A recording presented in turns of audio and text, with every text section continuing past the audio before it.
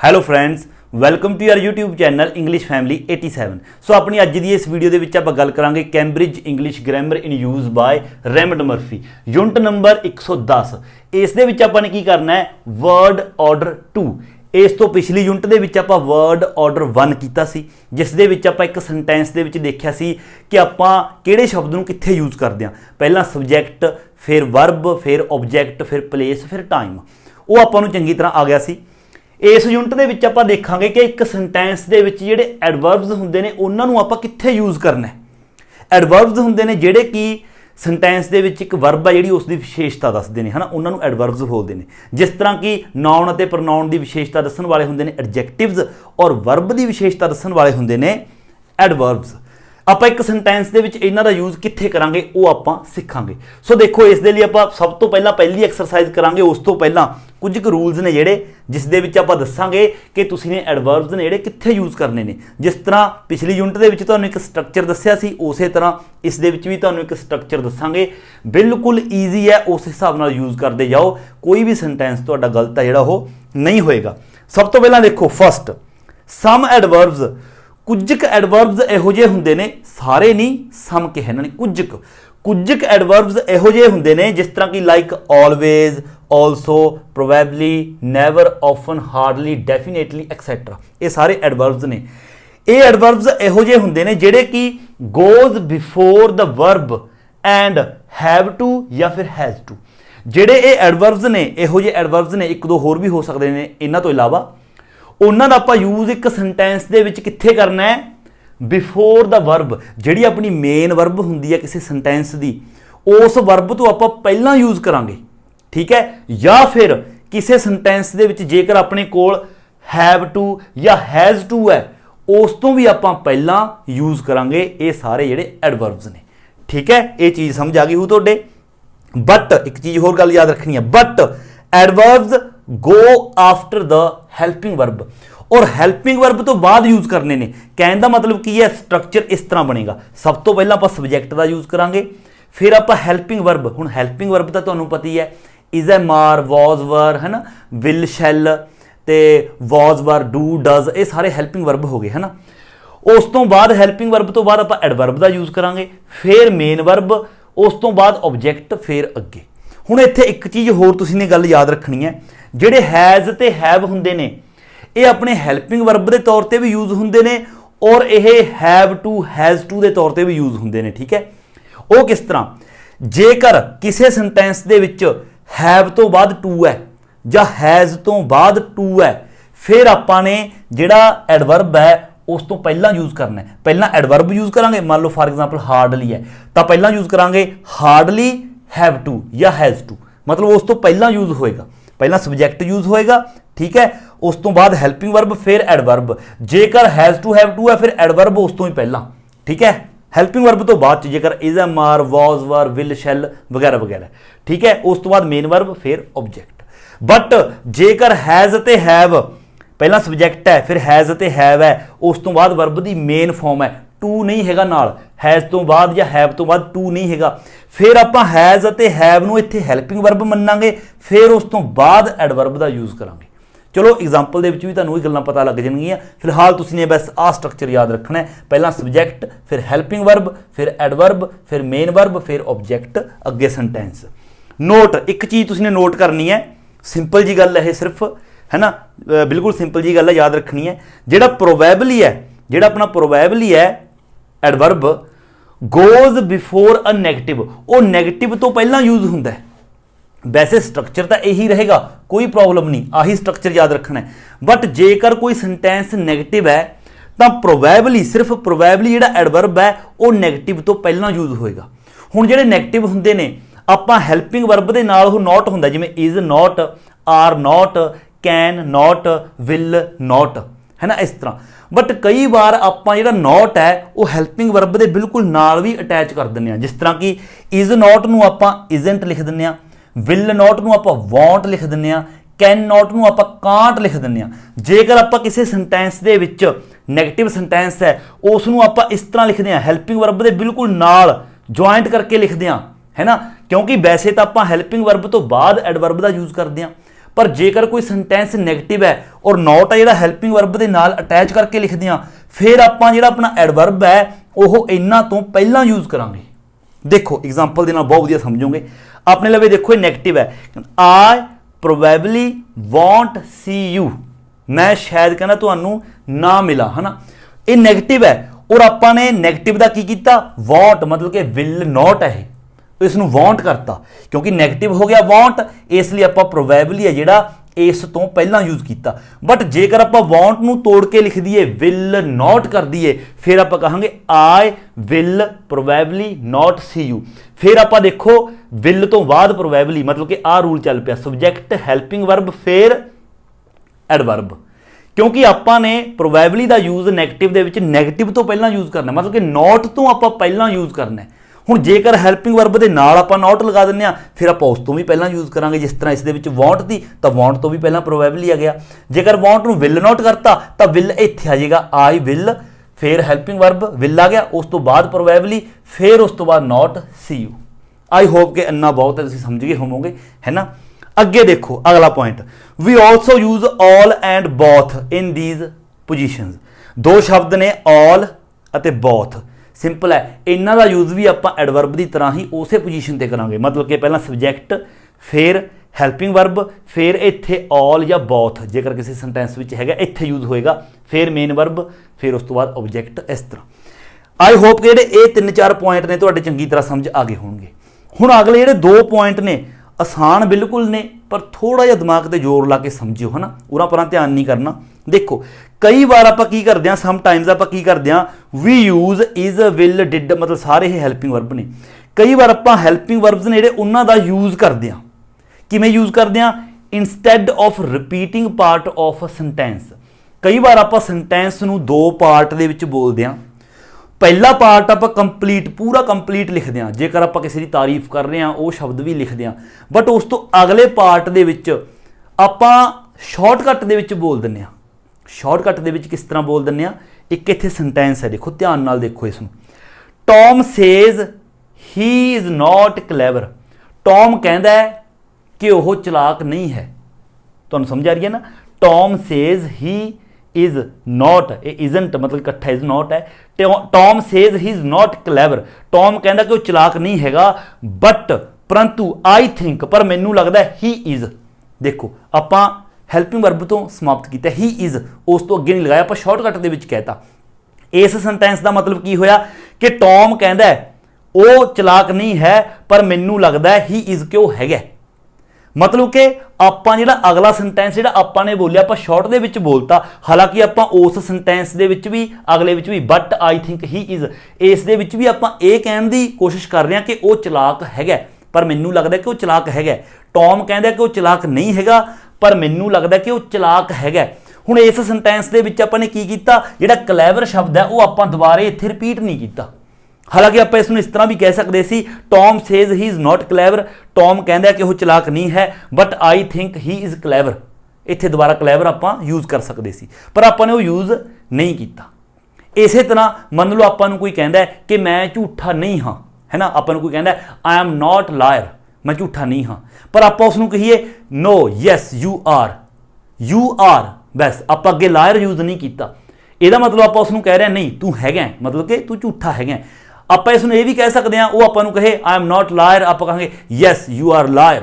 But ਆਪਾਂ lawyer ਦਾ ਦੁਬਾਰਾ use ਨਾ ਵੀ ਕਰੀਏ, ਜੇ ਯੈਸ ਯੂ ਆਰ ਸਿਰਫ ਇੰਨਾ ਕਹਿ ਦਈਏ ਤਾਂ ਉਸ ਦਾ ਮਤਲਬ ਵੀ ਓਬਵੀਅਸ ਹੋਊਗਾ ਕਿ ਆਪਾਂ ਲਾਇਰ ਉਸੇ ਦੀ ਹੀ ਗੱਲ ਕਰ ਰਹੇ ਹਾਂ।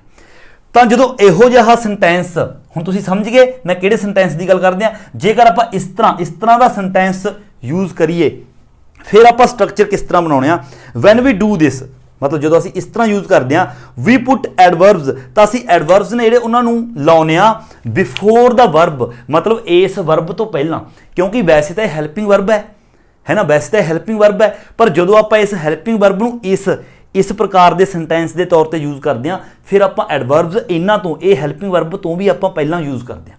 ਜਿਸ ਤਰ੍ਹਾਂ ਦੇਖੋ ਆਪਾਂ ਨੂੰ ਟੌਮ ਕਹਿੰਦਾ, Tom says he is note lawyer, Tom ਕਹਿੰਦਾ ਕਿ ਉਹ ਝੂਠਾ ਨਹੀਂ ਹੈਗਾ, ਠੀਕ ਹੈ, but I think he always is, ਪਰ ਮੈਨੂੰ ਲੱਗਦਾ ਹੈ ਕਿ ਆਲਵੇਜ਼ ਇਜ਼ ਕਿ ਉਹ ਹਮੇਸ਼ਾ ਹੁੰਦਾ ਹੈ। ਹੁਣ ਕੀ ਹੁੰਦਾ, ਓਬਵੀਅਸ ਹੈ ਕਿ ਆਪਾਂ ਝੂਠਾ ਕਹਿਣ ਦੀ ਗੱਲ ਕਰ ਰਹੇ ਹਾਂ। ਹੁਣ ਦੇਖੋ ਇਸ ਨੂੰ ਆਪਾਂ ਇਸ ਤਰ੍ਹਾਂ ਵੀ ਕਹਿ ਸਕਦੇ ਹਾਂ, Tom says he is not liar. Tom ਕਹਿੰਦਾ ਹੈ ਕਿ ਉਹ ਝੂਠਾ ਨਹੀਂ ਹੈਗਾ, but I think he is always liar. ਦੇਖੋ ਜੇਕਰ ਆਪਾਂ ਪਿੱਛੇ ਲਾਇਰ ਦਾ ਯੂਜ਼ ਕਰਾਂਗੇ ਫਿਰ ਆਪਾਂ ਸੇਮ ਆ ਸਟਰਕਚਰ ਯੂਜ਼ ਕਰਾਂਗੇ। ਫਿਰ ਆਪਾਂ ਪਹਿਲਾਂ ਸਬਜੈਕਟ, ਫਿਰ ਹੈਲਪਿੰਗ ਵਰਬ, ਠੀਕ ਹੈ, ਹੀ ਤੋਂ ਬਾਅਦ ਫਿਰ ਹੈਲਪਿੰਗ ਵਰਬ, ਉਸ ਤੋਂ ਬਾਅਦ ਦੇਖੋ ਐਡਵਰਬ ਯੂਜ਼ ਕੀਤਾ ਆਲਵੇਜ਼, ਫਿਰ ਲਾਇਰ। ਬਟ ਜੇਕਰ ਆਪਾਂ ਇਹ ਵਾਲਾ ਸਟਰਕਚਰ ਯੂਜ਼ ਕਰਦੇ ਹਾਂ, ਅੱਗੇ ਲਾਇਰ ਦੁਬਾਰੇ ਪਿੱਛੇ ਨਹੀਂ ਲਿਖਦੇ, ਫਿਰ ਆਪਾਂ ਜਿਹੜਾ ਐਡਵਰਬ ਹੈ ਉਹ ਹੈਲਪਿੰਗ ਵਰਬ ਤੋਂ ਪਹਿਲਾਂ ਯੂਜ਼ ਕਰਾਂਗੇ, ਜਿਵੇਂ ਆਪਾਂ ਕੀਤਾ but I think he always is. ਦੇਖੋ ਹੀ ਇਜ਼ ਆਲਵੇਜ਼ ਲਾਇਰ।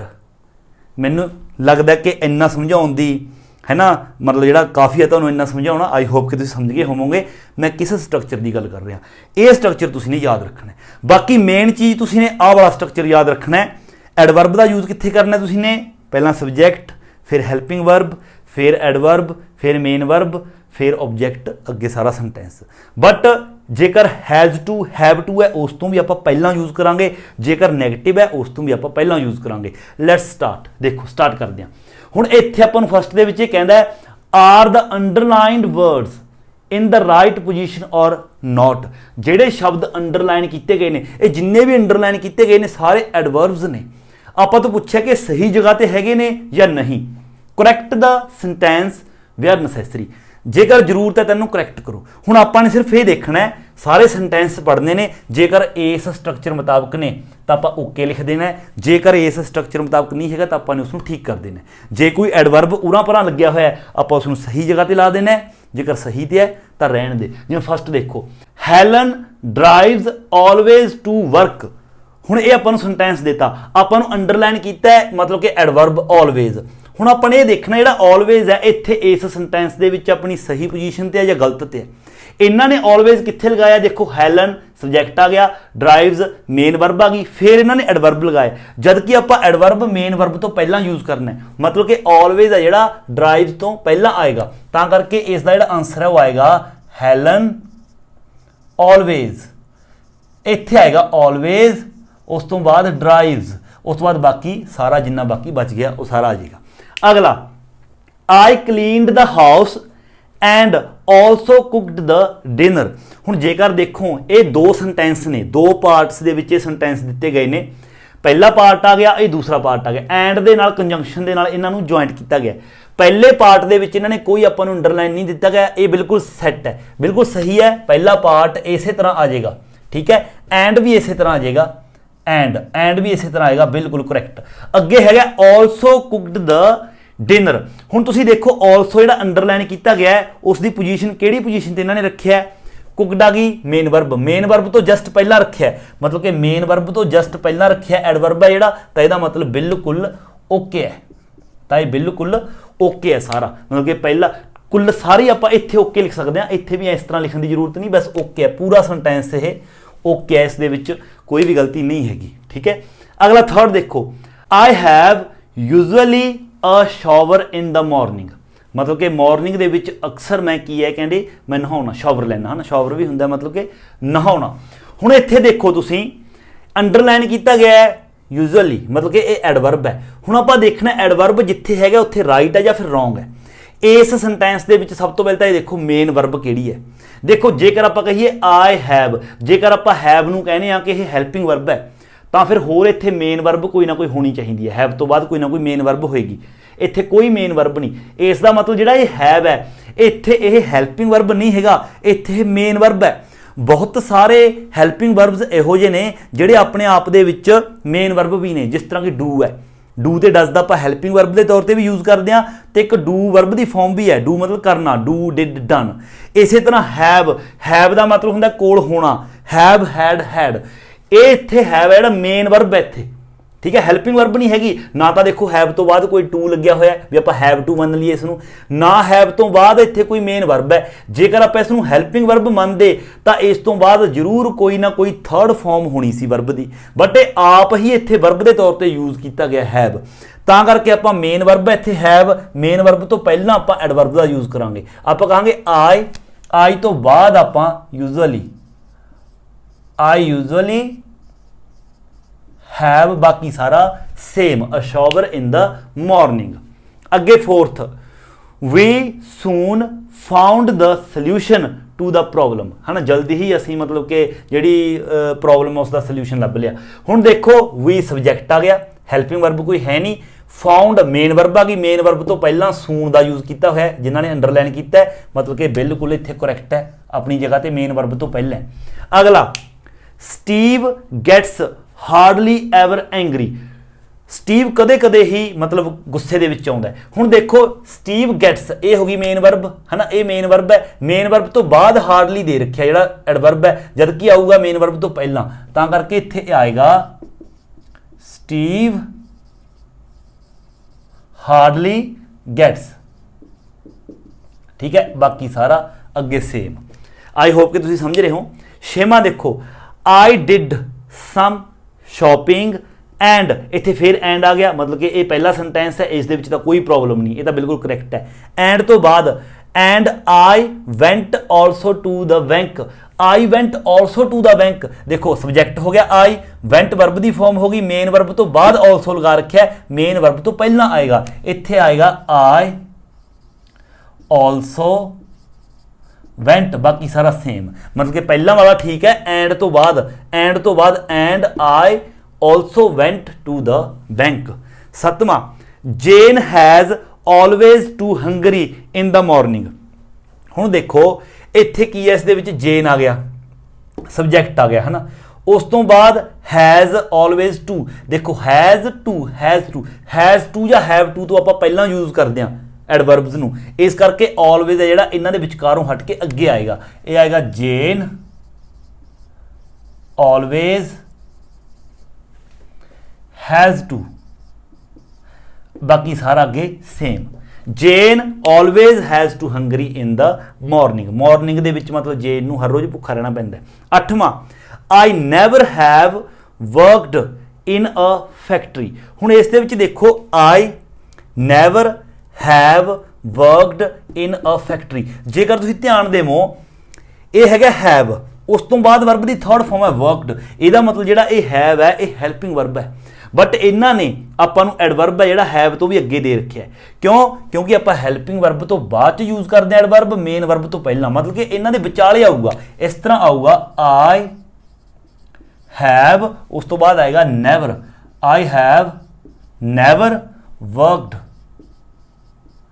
वर्कड, बाकी सारा सेम, क्योंकि जिहड़ा हैव है इत्थे हैल्पिंग वर्ब है, ठीक है, उस तो बाद थर्ड फॉर्म है, इसदा मतलब हैल्पिंग वर्ब है, ऑब्वियस है। नौवां देखो, नौवें दे विच भी लगभग सेम सिचुएशन है, बट फर्क की है देखो, I never have enough time, ठीक है, आई ऑलवेज एम बिजी, देखो पहले दे विच इन्हां ने नैवर कित्थे दिता है, इत्थे देखो हैव दे नाल ना तां अगे टू है, ना हैव तो बाद कोई होर वर्ब की थर्ड फॉर्म है, ਇਹਦਾ मतलब ਜਿਹੜਾ ਆਪਾਂ ਉੱਪਰ ਕੀਤਾ ਸੀ जिस तरह उसे तरह ਇੱਥੇ हैव ही मेन वर्ब है, और मेन वर्ब तो पहला इन्होंने नैवर दिता है, ਇਹਦਾ मतलब ਇਹ ਪਹਿਲਾ पार्ट है ਜਿਹੜਾ इसका बिल्कुल ओके है, पहला पार्ट ओके है, दो सेंटेंस ने, पहला सेंटेंस बिल्कुल ओके है।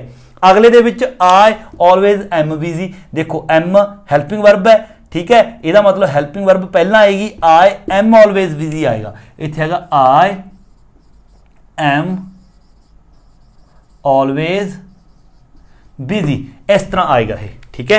हुण देखो इन्हां नूं आपां ने सिर्फ तुसीं ने याद की रखना, देखो एक चीज़ याद रखो, आह वाला स्ट्रक्चर याद रखो, ये तो बिल्कुल सिंपल है, पहला सबजैक्ट हैल्पिंग वर्ब, फिर एडवर्ब, फिर मेन वर्ब, फिर ऑब्जैक्ट, और इस दे नाल सिर्फ दो गल्लां तुसीं ने याद रखनियां ने, एक तो जेकर हैज़ टू हैव टू है उस तो पहला यूज़ करना है, ठीक है, जिहड़ा अपना एडवर्ब है उसका, और अगली गल जिहड़ा कि प्रोबेबली अपना हैगा एडवर्ब, जेकर नैगेटिव सेंटेंस है नैगेटिव तो उसनूं पहला यूज़ करना, जिस तरह मैं तुहानूं एग्जाम्पल दे विच समझाया। सो ये सी अपनी इस यूनिट का अपना पार्ट फस्ट, एंड अगे अपनी इस यूनिट का सैकेंड पार्ट है जिहड़ा वो आपां करदे हां। देखो सैकेंड पार्ट बिल्कुल ही ईजी है, इस दे विच आपां ने की करना है, रीराइट द सेंटेंसेस, जिहड़े ये सेंटेंस ने इन्हां ने आपां नूं हर एक सेंटेंस देखो कंप्लीट करके हर एक सेंटेंस के एंड ते आपां नूं ब्रैकेट दे विच एक एडवर्ब दिता है, ठीक है, आपां ने उस एडवर्ब नूं दोबारा इस सेंटेंस दे विच पुट करके दोबारा सेंटेंस लिखना है, मतलब कि सेंटेंस रीराइट करो to include the word in the brackets, मतलब ब्रैकेट दे विच जिहड़ा एडवर्ब दिता है आपां ने उस एडवर्ब नूं इस सेंटेंस दे विच ये देखना कि कित्थे आपां उसनूं फिट करना है। बिल्कुल ईजी है, तुसीं ने बस एक चीज़ याद रखनी है, सेंटेंस पढ़ो मेन वर्ब तो पहला ये एडवर्ब है जिहड़ा उत्थे लगा दो, या फिर हैव टू या हैज़ टू है जे किते उस तो पहला लगा दो। इस तो इलावा जेकर प्रोबेबली है तो मतलब मेन वर्ब तो पहला आएगा ही, जेकर नैगेटिव है तो नैगेटिव तो पहला। देखो जिवें बनावांगे आपां तुहानूं पता चलता जाएगा, पूरा सेंटेंस आपां नूं लिखण की जरूरत नहीं, तुसीं अपनी कॉपी ते लिख सकते हो, मैं तुहानूं दसदा जाऊँगा कि हर एक एडवर्ब किहड़ा कित्थे आएगा। जिवें देखो फस्ट है Claire doesn't eat meat, Claire है जिहड़ी ओह मीट नहीं खांदी, ब्रैकेट दे विच हैगा ऑफन, मतलब अक्सर, क्लेयर अक्सर मीट नहीं खांदी। हुण इस दे विच देखो Claire subject, helping verb, main verb और उस तो बाद अपने ऑब्जैक्ट। हुण आपां मेन वर्ब ईट है तो ईट तो पहला आपां ऑफन का यूज़ करांगे, आपां कहांगे क्लेयर क्लेयर डजंट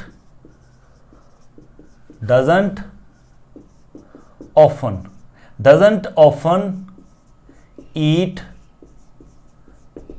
मीट। देखो इस तरह जीगा, बट जेकर अपने लवे इत्थे ब्रैकेट दे विच प्रोबेबली हुंदा, प्रोबेबली तो मैं तुहानूं प्रोबेबली दस्सिया सी, नैगेटिव तो भी पहला आउंदा है, तां आपां डजंट तो भी पहला प्रोबेबली का यूज़ करते, फिर आपां Claire probably doesn't eat meat, फिर इस तरह होना सी। ये चीज़ तुसीं याद रखनी है। सो देखो मेन वर्ब तो पहला आपां यूज़ कर लिया है ना। इस तरह अगले दे विच कैथरीन इज़ वैरी जनरस, हुण आपां ने लगाउणा है ऑलवेज, तो ऑलवेज आपां कित्थे लगावांगे, सब तो पहला सब्जैक्ट फिर हैल्पिंग वर्ब तो बाद आपां जिहड़ा यह अपना एडवर्ब है इसका यूज़ करांगे। तो इत्थे कैथरीन, तो सब तो पहला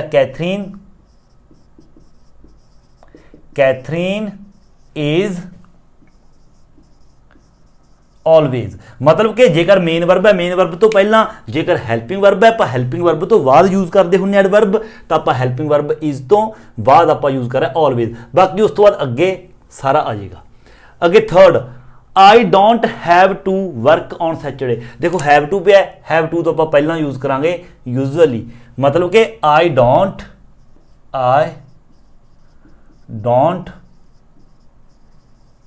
यूजुअली हैव टू अगे बाकी सारा, I usually have to work on Saturday, है ना, मैनू मतलब अक्सर सैटरडे नू काम करना पैंदा है। चौथा do you watch TV in the evening, कि तुसीं ईवनिंग दे विच मतलब ऑलवेज हमेशा टीवी देखते हो। सब तो पहला देखो डू आ गया helping verb, you watch main verb आ गई, तो इस तो पहला इत्थे आपां ऑलवेज का यूज़ करांगे, आपां कहांगे डू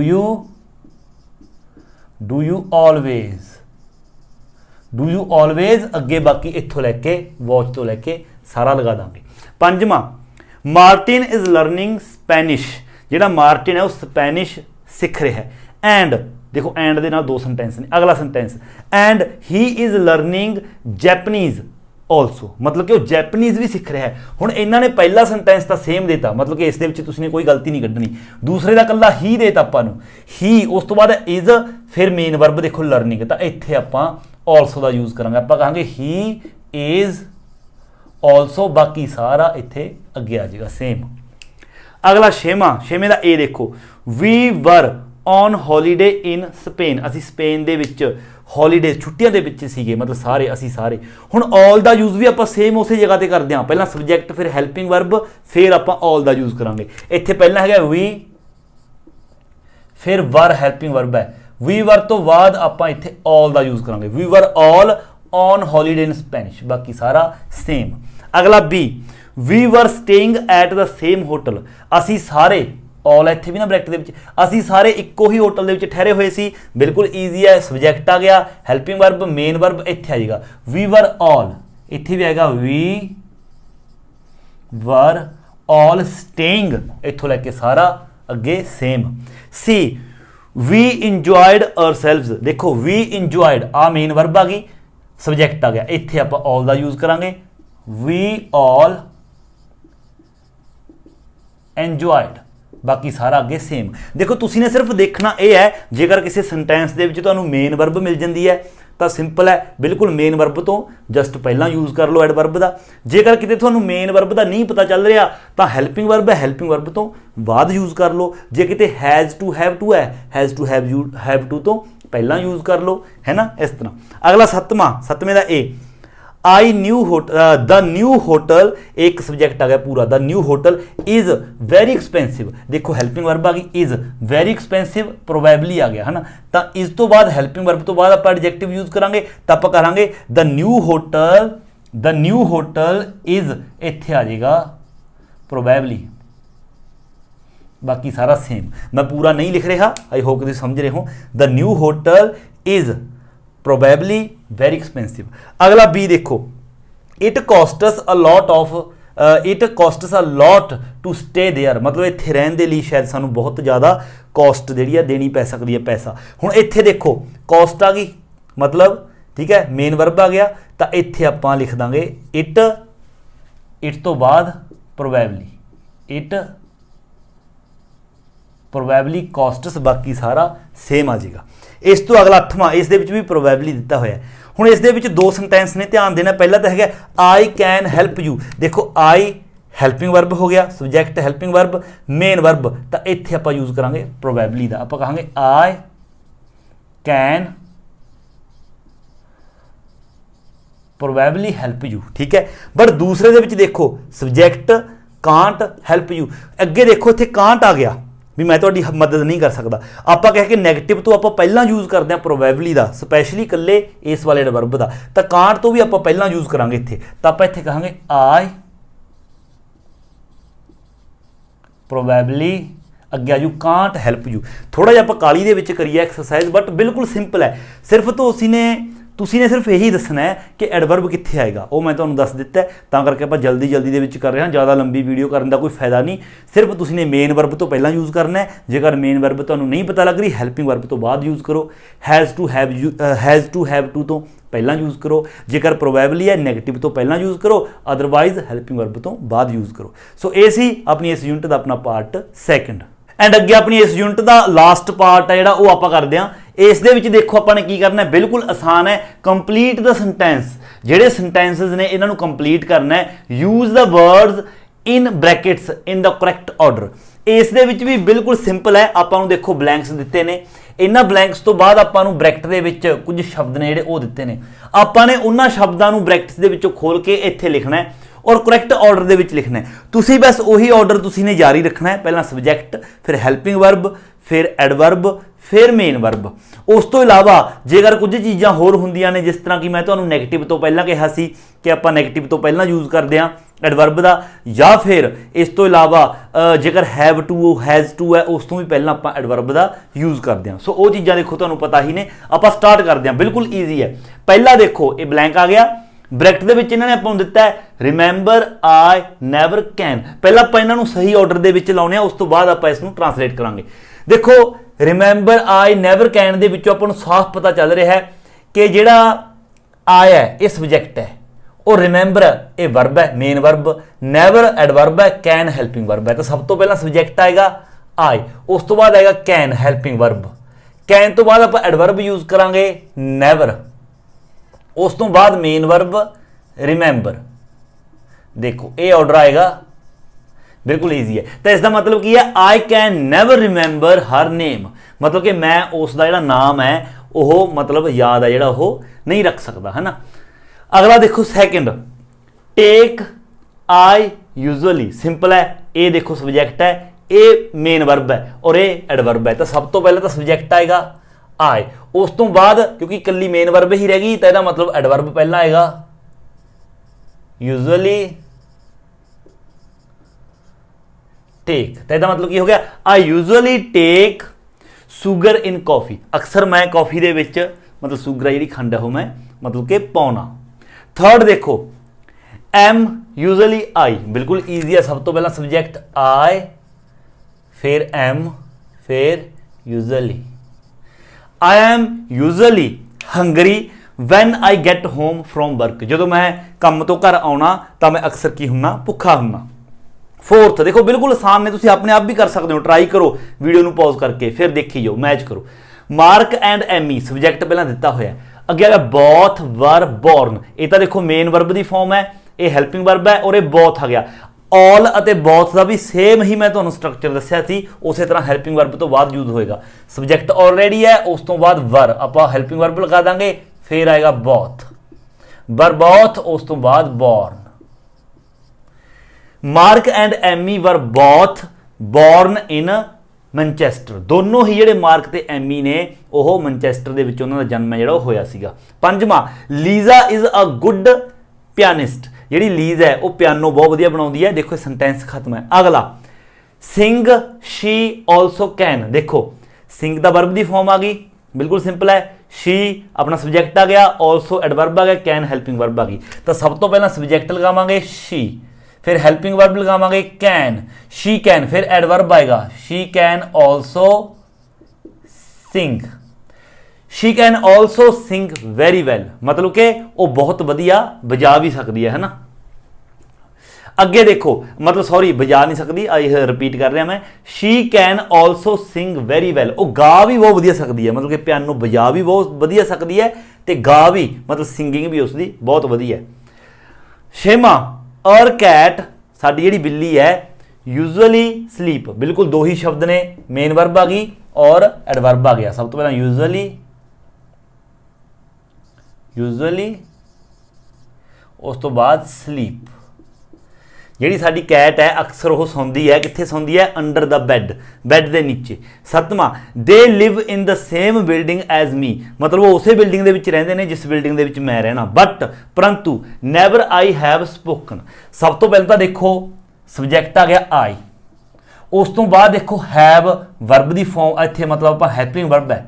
हैल्पिंग वर्ब क्यों है? क्योंकि देखो वर्ब की थर्ड फॉर्म भी नाल पई है, इसलिए आपां हैल्पिंग वर्ब तो बाद नैवर का यूज़ करांगे। उस तो बाद आपां स्पोकन थर्ड फॉर्म का यूज़ करांगे। But I have never spoken to them, पर उन्हां नाल कदे मैं गलबात है जिहड़ी नहीं कीती, हालांकि सेम बिल्डिंग दे विच रहने आ। अठवां, this shop is always very busy. ये जिहड़ी शॉप है हमेशा बहुत ज़्यादा बिजी रहिंदी है। सेंटेंस खत्म। अगे, have you always to wait. हुण एक चीज़ देखो, सब तो पहले तो आपां नूं पता चल गया, देखो हैव टू वेट, देखो हैव ते टू इत्थे, इहदा मतलब हैव टू इकट्ठा आएगा। और जो हैव टू इकट्ठा आउंदा है तो आपां जिहड़ा एडवर्ब है हैव टू तो पहला यूज़ करते हैं। इहदा मतलब सब्जैक्ट तो है यू, यू इहदा मतलब यू तो बाद आपां ऑलवेज का यूज़ करांगे। ठीक है, ऑलवेज तो आएगा you always have to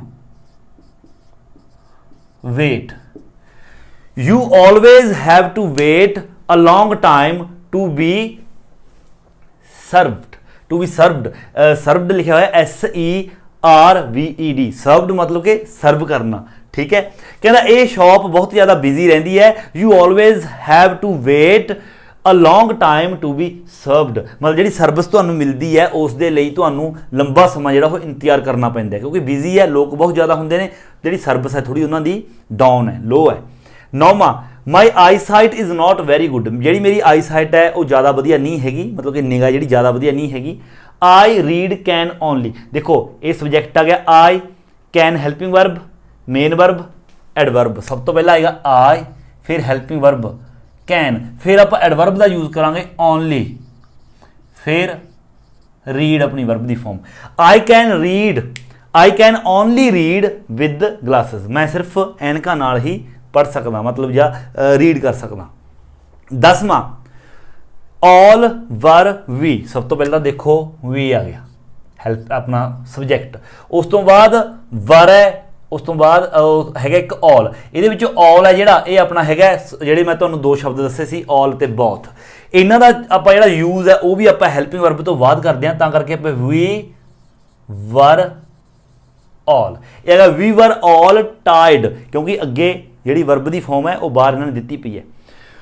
we were all Tide, असी सारे कहना थक गए सीगे। सो ऑल वी फैल स्लीप, मतलब सारे फिर असी सो गए सी। इत्थे भी सब तो पहले तो सब्जैक्ट आएगा वी तो बाद अगे देखो ये फैल मेन वर्ब है, हेल्पिंग वर्ब है नहीं, इहदा मतलब आपां इत्थे ही ऑल का यूज़ करांगे, फिर इत्थे फैल असलीप। देखो बिल्कुल आसान ने, मैनूं नहीं लगता इन्हां दे विच कोई ज़्यादा वड्डी गल है। 11वां, जिहड़ा ए कह रहा है आर यू टाइड, कि तुसीं थक गए हो, तो बी कहना यस, कहना हाँ मैं थक गया। एम आई ऑलवेज, सब तो पहला देखो ये बिल्कुल ईजी है, आई एम